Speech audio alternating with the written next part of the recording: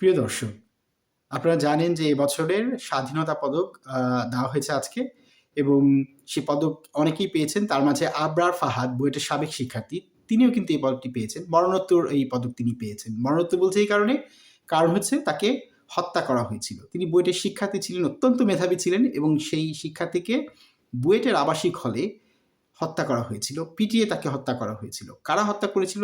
তারই কিছু সহপাঠী, যারা হচ্ছে একটা রাজনৈতিক দল করত তখনকার সময়ে, যারা শাসক গোষ্ঠী ছিলেন, সেই আওয়ামী লীগের ছাত্র সংগঠন ছাত্রলীগের কিছু সন্ত্রাসী তাকে আবরার ফাহাদকে হত্যা করেছিল। দেখুন, এখন আবরার ফাহাদকে তো হত্যা করেছিল, কেন হত্যা করেছিল? কারণ হচ্ছে আবরার ফাহাদ প্রতিবাদী ছিলেন, তার হয়তো ভিন্ন মত ছিল, কিন্তু তাকে হত্যা করা হয়েছে শিবির সন্দেহে। এমন একটা ভাব ছিল যে যে কাউকে সন্দেহ করলে বা কেউ শিবির করে তাকে যেন মেরে ফেলা যায়, এটা জায়েজ হয়ে যায়। কিন্তু মেরে কি কোনো লাভ হয়েছে?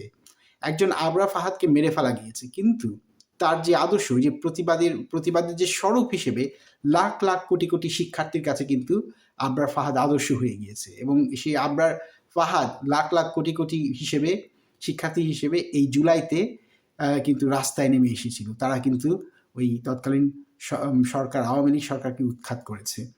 সুতরাং এই যে মারামারি, কাটাকাটি, হত্যা করার এই যে এক ধরনের সংস্কৃতি, কাউকে সন্দেহ হলে, কেউ দ্বিমত পোষণ করলে এই সংস্কৃতি থেকে বের হয়ে আসতে হবে আমাদের, কারণ এতে কোনো ফায়দা হয় না।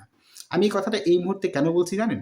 কারণ হচ্ছে বিএনপি এবং এনসিপি এরা এখন কিছুটা একজন আরেকজন হতে পারে, সেটা কারণ রাজনীতিতে এটা হবেই, তারা তর্ক বিতর্ক করে, কারো তারা রাজনীতি করছে।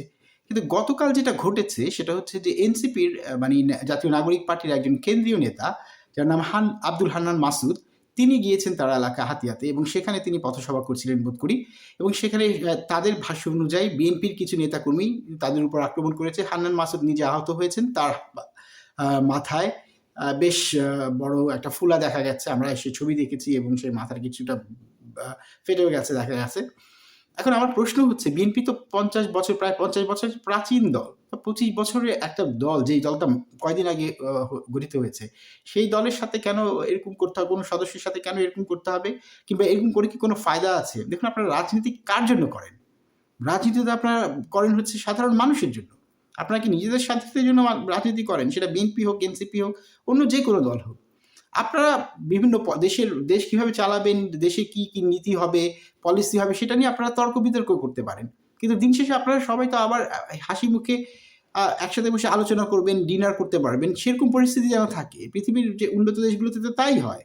কারণ তারা কেউ নিজের জন্য রাজনীতি করে না, করে হচ্ছে দেশের স্বার্থে। এজন্য কেউ নিজেরা ব্যক্তিরা মারামারি করে না, এরকম মারামারি কাটাকাটি হয় না, কারণ এসব করে কোনো লাভও হয় না। গত আমলেই তো দেখেছেন, এই আবরার ফাহাদকে মেরে কি কোনো ফায়দা হয়েছে? জীবিত আবরার ফাহাদ যতটা শক্তিশালী ছিল, তার চাইতে মৃত আবরার ফাহাদ অনেক বেশি শক্তিশালী হয়েছে।